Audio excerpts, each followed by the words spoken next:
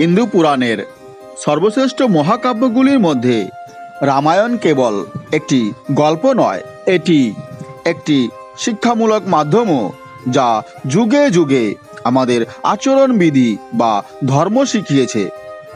রামায়ণ কেবল বিভিন্ন সম্পর্কের আদর্শকে সংজ্ঞায়িত করে না, তা আমাদের নিজেদের আরও ভালো সংস্করণ হতে অনুপ্রাণিত করে।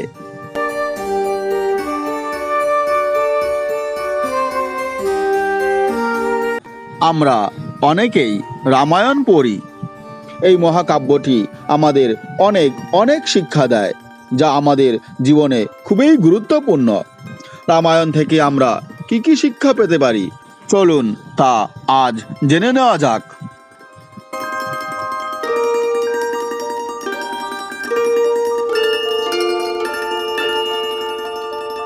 ভগবান রাম সমস্ত সম্পর্ককে মূল্য দিতেন।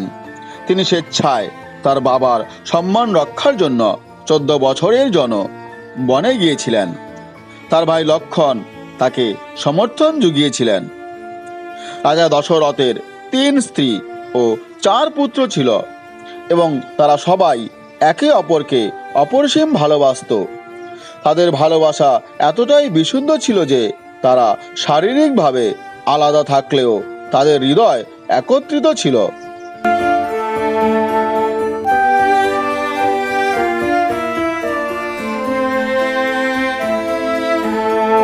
ভগবান রামের আরেক ভাই ভরত, যাকে পরাক্রমশালী সিংহাসন দেওয়া হয়েছিল, তিনি কখনোই নিজেকে রাজা মনে করেননি।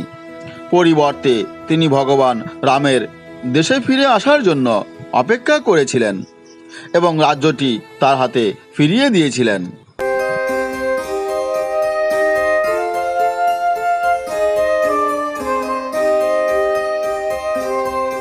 রামায়ণের এই কাহিনীটি থেকে আমরা শিখতে পারি যে সর্বদা একটি পরিবার হিসাবে একসাথে দাঁড়ানো একতার ফল আপনাকে সবচেয়ে খারাপ ঝড়ের মধ্য দিয়ে যাত্রা করার শক্তি দেবে।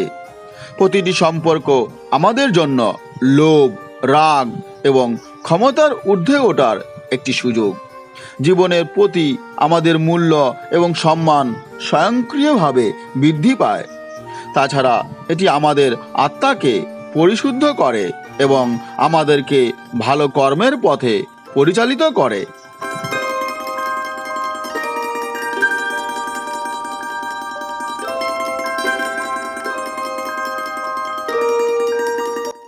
সবাইকে আলিঙ্গন করুন, জাতি, ধর্ম বা বর্ণ নির্বিশেষে।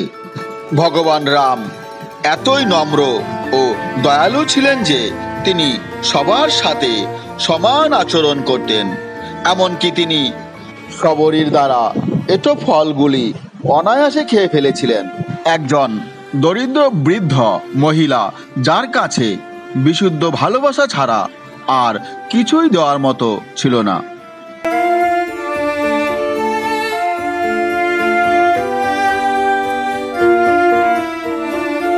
রামায়ণের এই ঘটনাটি আমাদের শিক্ষা দেয় যে সবাইকে ভালোবাসুন, সম্মান করুন। জাতি, ধর্ম, বর্ণ বা মর্যাদার ভিত্তিতে কাউকে বৈষম্য করবেন না।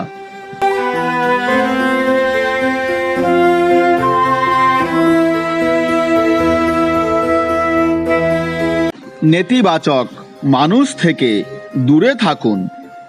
দশরথের 3য় স্ত্রী রানী কৈকেয়ী রামকে তার নিজের পুত্র ভরতের চেয়েও বেশি ভালোবাসতেন, কিন্তু মন্থরা তার মনকে নেতিবাচকতায় বিষাক্ত করেছিল।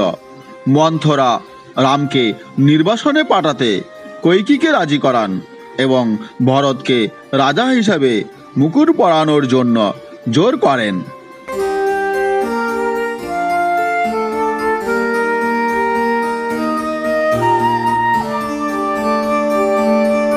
রামায়ণের এই কাহিনী থেকে আমরা শিক্ষা লাভ করতে পারি যে দুষ্টু পরামর্শ থেকে নিজেকে সব সময় রক্ষা করুন এবং নেতিবাচক লোকদের থেকে দূরে থাকুন।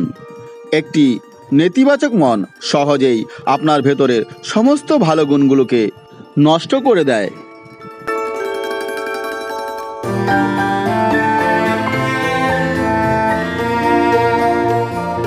রাবণ যখন জানতে পারলেন যে লক্ষ্মণ তার বোন শূর্পণখাকে অপমান করেছে, তখন তিনি প্রতিশোধ নিতে গিয়ে সীতাকে অপহরণ করেন, যার ফলস্বরূপ আমরা দেখতে পাই যে রাম রাবণের যুদ্ধ এবং সেখানে রাবণের পরাজয় ও মৃত্যু। অন্যদিকে ভগবান রাম ও সীতা ছিলেন সকলের প্রতি ক্ষমাশীল ও দয়ালু। এমনকি তারা রামের সৎ মা কৈকেয়ীকেও ক্ষমা করেছিলেন, যিনি তাকে নির্বাসনে পাঠানোর জন্য দায়ী ছিলেন।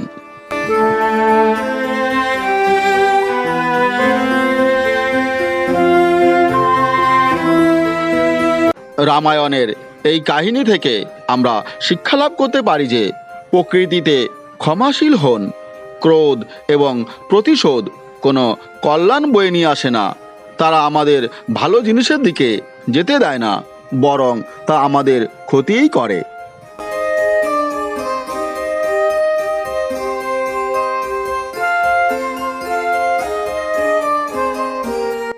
আজকের আধুনিক জীবনে আমাদের মধ্যে অনেকেই আমাদের পূজনীয় ধর্মগ্রন্থ দ্বারা নির্ধারিত আদর্শে বিশ্বাস করা বন্ধ করে দিয়েছে।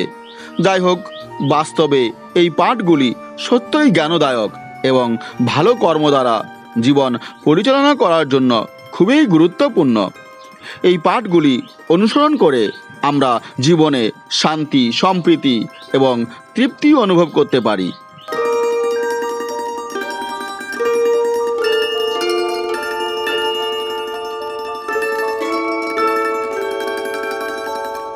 রামায়ণের এই কাহিনী এবং এই কাহিনী থেকে আমরা কি শিক্ষা লাভ করলাম, এই সংক্রান্ত ভিডিওটি আপনাদের কেমন লেগেছে?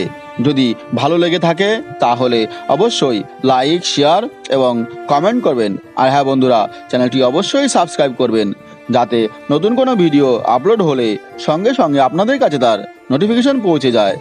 ভালো থাকবেন বন্ধুরা, দেখা হবে পরবর্তী ভিডিওতে। আজকের মতো এ পর্যন্তই।